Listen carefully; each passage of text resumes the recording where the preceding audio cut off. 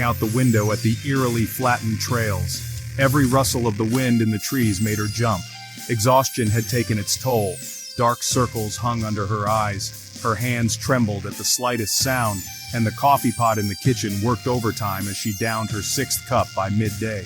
Determined to protect her daughter, Cheryl decided to start asking around the neighborhood, no matter how absurd her story might sound.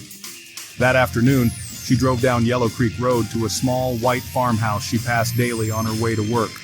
The house belonged to the Johnsons, an elderly couple who had lived in the area for over 40 years.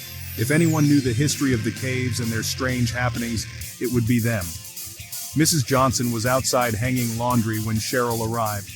The moment Cheryl mentioned the screams, the older woman froze mid-motion, her hands gripping a damp sheet. Without a word, she called for her husband, and soon Cheryl was seated at their kitchen table, clutching yet another cup of coffee that Mrs. Johnson insisted she drink. Mrs. Johnson shared that they had been hearing those eerie screams for years. The first occurrence had been in 1952, shortly after they'd moved in. At the time, they'd assumed it was a mountain lion. But as Mr. Johnson explained, mountain lions don't walk on two legs. His wife nodded in agreement, adding small, unsettling details about odd occurrences they'd experienced over the decades. The Johnsons' farm dogs, known for their bravery against bears, would sometimes cower under the porch, trembling and whining on certain nights. These were the same nights when the distant screams would begin, growing louder as they seemed to circle the property.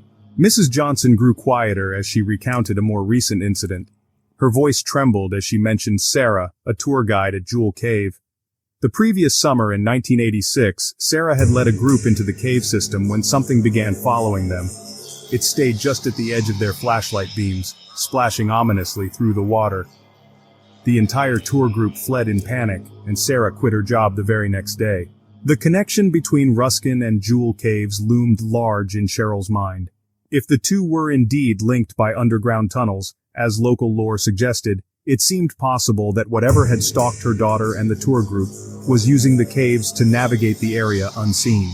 As Cheryl prepared to leave, Mr. Johnson suddenly remembered something.